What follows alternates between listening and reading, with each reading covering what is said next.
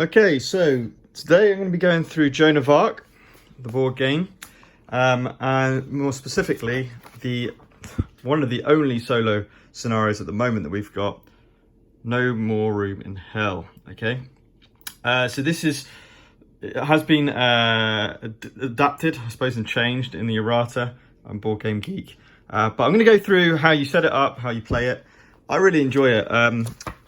Just be aware that there is the fifth token, what it supplies, and from the French scenario book, I found out what needed for easy, medium, normal, and hard. We'll play it on normal for today to see how it goes.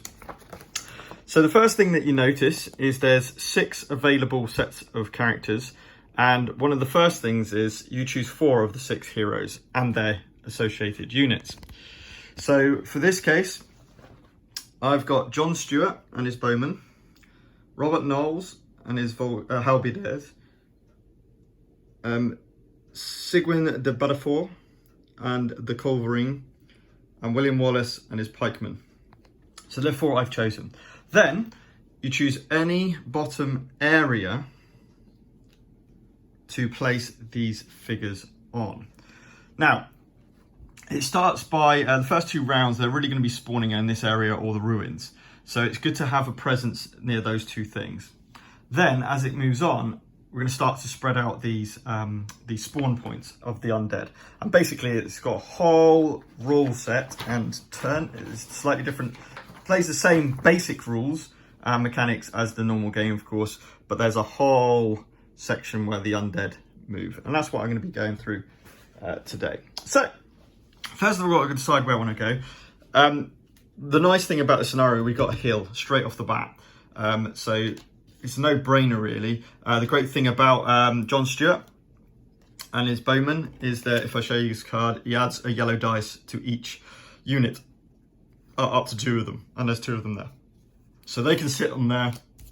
They'll have a range of 2 hexes plus 1 because they're on a hill. And a strong bowman, so they're going to be able to ping up to 3 hexes away, which is actually a really decent amount. Next is our next kind of firing squad, which is the Culverin. And let's put the Culverin somewhere, either here or here. Probably want to go next to the ruins, and the only reason why is because Sigwin can then use his abilities adjacent to it. So they're going there. Now we got William Wallace with some pikemen and Robert Knowles with some halberdiers. I want to keep Robert Knowles up front and centre. So he's actually going to go into here with his halberdiers. He's quite good for destroying enemies, and they're really good against foot troops. And then obviously pikemen are really good against mounted knights, which there are some in this game. Undead mountain knights. I'll tell you what, I don't actually own it, but if you got the what is called, the Apocalypse set, then it actually comes with some Ghost Riders, and they would probably make more sense. I mean, you still have to use the Mounted Knights card just for the balance of the game, but it seems a bit more undead. So there is William Wallace. By the way, just to point out, both John Stewart and William Wallace have exactly the same figure. So the more colourful one is William Wallace, and then John Stewart, is the duller of the 2, okay, with the green coat. To be honest, he's probably not going to be moving much from that area. Okay, so now we set up our 4 troops. Here is our rally point, by the way, here down the bottom. Now we set up the tokens. So the first thing we need to do, we need to find number 9, and because we're playing this on normal, you remove that from the game. That's basically a lure, so it's a nothing. It doesn't spawn anything.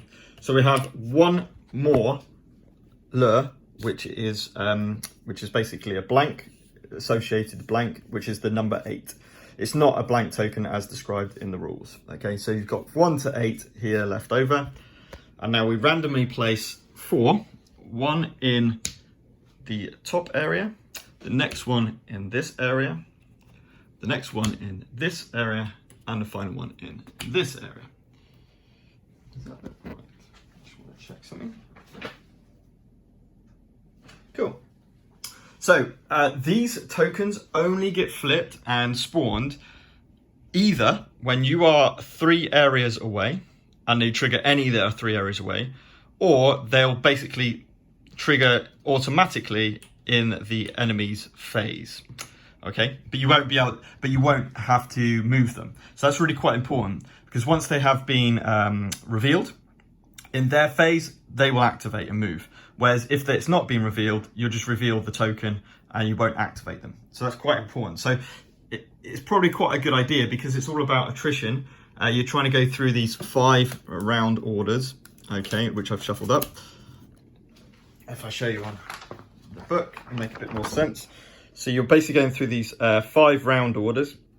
And if you manage to last those 5 rounds, the end of those 5 rounds, with 2 or less units from the army dead having exit through the southernmost edge of the board, you win the game, okay?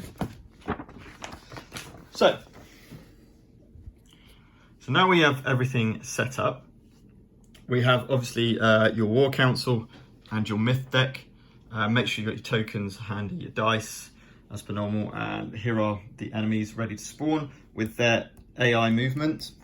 We have the event deck, which we've shuffled, which is going to happen at the end of turn. And make sure you got your stakes and your walls. There's a special rule in this game about trying to stop the advance of the enemy. So you can basically place in any area with a forest, you can create stakes. In any area with a hill, you can create walls as a free bonus action. Right, so you just get a reroll. It doesn't say it in the rules, but I'm just assuming you get a reroll token, so I'm going to put it there anyway. Just be aware that William Wallace also has the reroll ability. That's once in a game ability. You can't do it every time. Okay, so first thing, as always, the round structure stays the same relatively. So we get 3 orders, which we'll put down in our on our player board, and you get 1 extra one for each character hero you have alive. We've got 4. Whoops, we still have 4 heroes available, so therefore we have 7 activations this turn.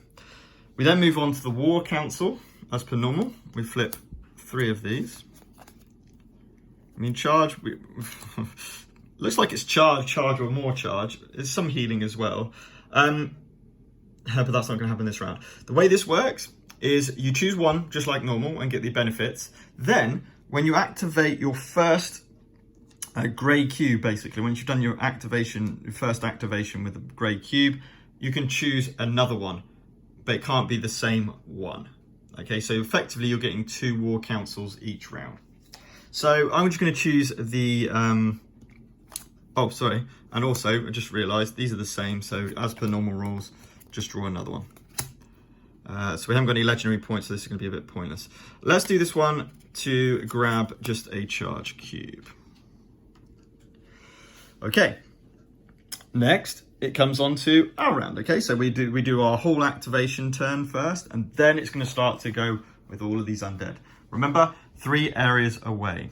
So it kind of makes sense to spawn so maybe some of these over here to get these archers going, and also the culverin. The first thing I'm going to do is going to activate the culverin. Just remember, you do have the command abilities, because these are command cubes, so we are able to use the command abilities on these. Whether you will or not is a different matter. So the question is, yeah. So I'm just going to literally move these up. And by the way, just to point out, the way I've attached these is with blue tack, and it actually works absolutely fine. And the fact that I've used mostly the card art, just to show you. So there's the halberdiers, for example, and if you have a look on the at the paint, how I've painted them, it's the same colours, just so you can tell what they are. Okay. Therefore, it just makes it a lot easier. Obviously, archers are obvious, but things like pikemen, you may not know, but just by painting them, it kind of makes sense to me. Right, okay. So that's my first activation. So now I can choose another one, and I will. I'll just use this just because I've got a few units with charge, so I'm just going to get rid of that one. And remember, it means you can't use its command ability, but you can act it like a normal activation. And remember, you can, as per normal, you can keep back orders. You don't have to do everything. Now, let's see where we've moved to. 1, 2, 3. 1, 2, 3. So we're still not 1, 2, 3. So we're still no closer. We haven't triggered the effect. So let's go with Robert Knowles, who's got 1 unit, 1 hex away. 1, 2, 3. 1, 2. Yeah, and we'll move him to here. And the reason why, because now we are 1, 2, 3 away from there. 1, 2, 3. And that's the only one we're actually 3 away from. So now we resolve this token. We flip it over and we get an 8. Remember, unfortunately, I didn't actually want that as an 8. But that means that it's blank. That's a lure. Nothing gets spawned. That's a bit disappointing. I do have a command. Remember, you can do the bonus command action before or after your turn. So next, I'm just going to move them again up to here. So he's basically, what I'm thinking is we're going to go in around here. I want to be aiming for about here at the end. And I should have enough. He also has charge, these do not. So at least he has charge. So now we are 1, 2, 3 away from here. We now reveal this for 2. Right, we've got something. So we now look at our normal 2 and it's 4 skeletons. Squishy skeletons. So we now place our 4 skeletons. 1, 2, 3, and 4. We now place our 4 skeletons into that area. And now we have, at least from the archers 1, 2, 3, we have a chance to attack. So let's do that and see what we can do. If we can push them towards our Robert Knowles, we can therefore attack with Robert.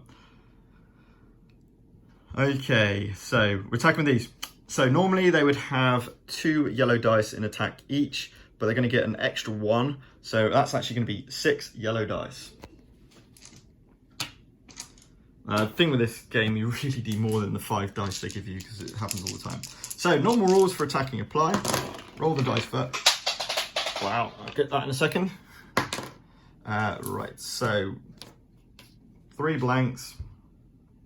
And then this gets changed to disrupt. I'm happy with that. Mainly because Skeleton's abilities, they have no defense dice, but they cancel pushes. So in other words, that's cancelled, but 2 disrupts go through. So 2 get disrupted. It's not quite what I wanted. I forgot they cancel pushes, so that's a bit disappointing. Oh well, we'll carry on. Okay, so I personally think, certainly in the first round, you're better off just letting these spawn in the first round, which means that it's all pushed up against there. Number 2, you're not, because they're all undead. All the enemy characters are all undead, which means that they will spawn if they are in the infirmary or killed. You can never kill them. If you get a kill result on any enemy unit, you get 1 XP per unit that's destroyed, but it goes back to the infirmary. You don't roll the doom dice for, well, you do roll the doom dice for them, but it's literally just to recruit them back onto the board. So, to be honest, I kind of want to bring these guys back a little bit, and I don't want to trigger this. 1, 2, 3. 1, 2, 3. So if I went here, it would trigger. So I kind of want to come back here, I think. So I'm just going to come back here. And the reason why I'm doing that is now I can use his command ability to command one of these archers to fire.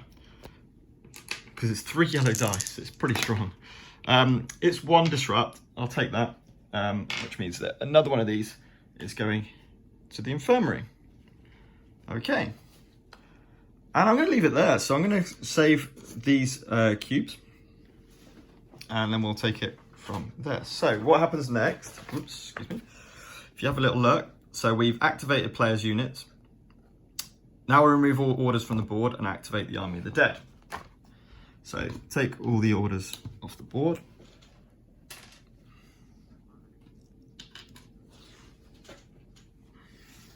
That's done. Now we do this. So first thing you do is you roll the dice, which determines a black dice, which determines where you activate. If you get shield, you activate from north, eastmost hex or area, and then you go across, and then you go down, as in like reading from right to left and then going down. If you do the opposite and you get anything other than a shield, you go from bottom left, so most southwestern area, and you go from left to right and then up. Okay, so we're going from the right. So as I said before, if there's any tokens on the board, you reveal them. So we've got 6. Let's see what 6 is. 6 is 1 plague bearer. Plague bearers are nasty. They cancel. They don't have any defense dice, but they cancel disrupt results. So they're quite hard to get rid of. But you know, there's only one of them. And 3. And 3 is 2 skeletons and a heretic. So 2 skeletons and a heretic. So lots of skeletons coming out to start with. By the way, heretics, I only got 3 models in the stretch goals, I believe, that match the heretics thing. So I'm just going to use literally a heretic. Instead of like 3 on a base, I'm just using them individually for this particular scenario. So there's the heretic. Excellent. Right. To be honest, that's it. Now we spawned these 2. So now we move to the next one and we activate this 1 skeleton. So what you do is you find its AI card. In fact, if I put these like this, therefore I don't have to keep going through it. So skeletons, group up. Move to the closest south unit containing skeleton units. No skeleton units. Move them south. Right, so movement rules, the way that movement rules, you always count, see how the quickest route to get to the southernmost edge. 1, 2, 3, 4, 5. 1, 2, 3, 4, 5. So it's equal distance either way. So then you roll a dice. If you get a shield, you move southeast. Any other result, southwest. So they're actually going to come down this way. Okay, that's the skeletons done. And basically you go from top down doing one of these actions if you're able to. Okay. Next, we've done the skeletons and we've done all their activations. So we've activated with movement. Then every unit from the army of the dead that participates in an attack or an adjacent area must follow up. You can't kill what's already dead. So basically, if you kill any units during the game, you gain XP. The undead rise again. So these 3 skeleton units are going to rise again. And you look at this. This tells you where they're going to be going to. So let's roll the dice. We get a kill result. Now, normally, obviously, in the game, that would be a death, but it doesn't. It's different. Any other result than disrupted goes to the blue rally point. And the blue rally point is here. So the first one goes to here. And you roll for each unit. The second one goes there. Remember, just a disrupt result will be anything different. So they all come back over to here, okay? So it is relentless, okay? And that's the whole point. Depending on difficulty level, you basically have event cards, which we'll talk about in a second. So we've now activated the Army of the Dead. Now we go to the camp phase.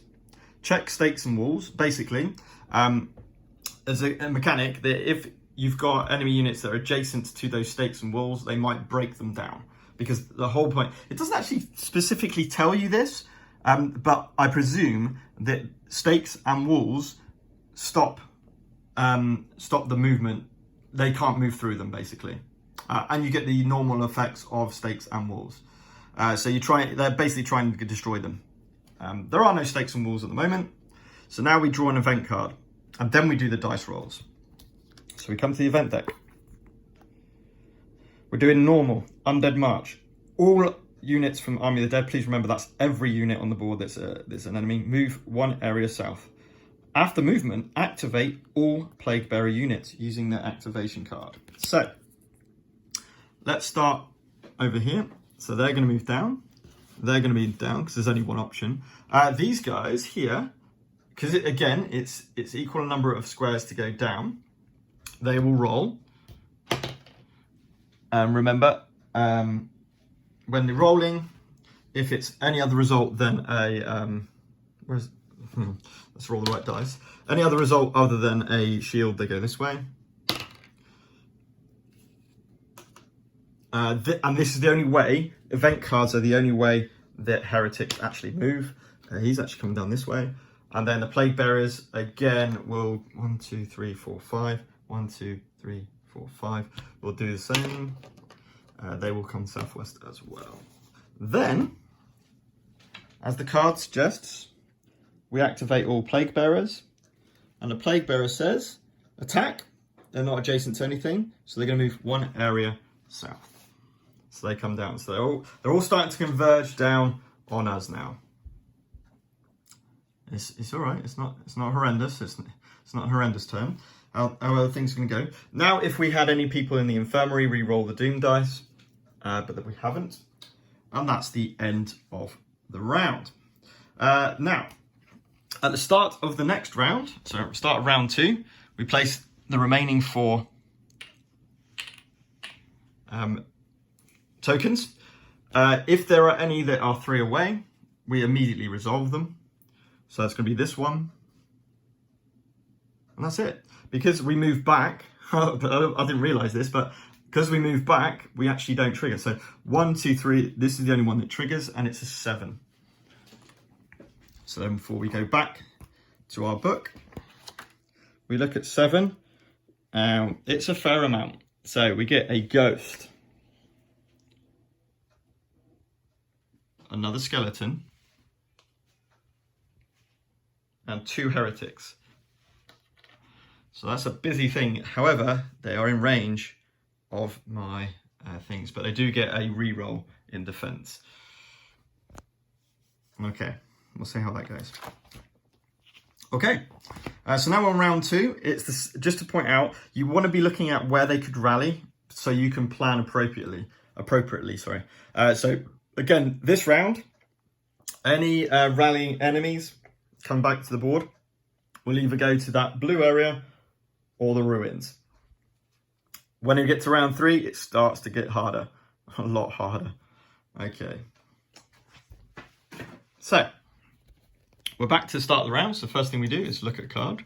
Ooh, 4 activations, plus the one I kept before, plus I've still got 4 heroes, plus 4 extra activations. Gives me 9 activations and command activations and 2 charge activations at the moment. The way I do it to remember is I just flip over the War Council cards so I know which ones we're using. More legend points. We need some legend points. Cards. Okay, we can get... Yeah. So I'm going to grab this one, which is draw 2 legend cards, get a legend token and discard one of them. So these are my 2 cards. Let's just grab a legend token while I remember. And we have Sacred Plate. Just to point out as well, if we look here, once per round you may spend a legend token to draw 2 legend cards. Keep one, discard the other. Once per turn, reduce the cost of a of one of those things by 1. And I believe it's once per turn, which means that, you know, your entire turn. Okay, so gain Slayer or move a rally point. Oh, I like that. If I move my rally point to the ruins, that enables me to rally more centrally, which will give me a better chance of stopping them rather than all the way back here. So yeah, rather than Slayer, because I haven't got any big units to destroy. So I'm going to do that. I'm going to keep this one. And remember, I can reduce that by 1, so that would actually be free. So I think I'm just going to do that straight off the bat. While it's free, I'm going to do that now. Same rules apply, however. If an enemy comes onto here, I will not be able to spawn them. But I think it's more important to get them up into the fray, ready to get going in the center. Now, we've got these guys here. The reason why we got these guys here, we want to protect this side of the airball. So we probably want to be moving these guys up in this round. But first of all, I think we might have a little pot shot at these guys just to see if we can spread them out a little bit and do some damage. So let's go with our archers, our 6 yellow dice again, and we'll see how that goes.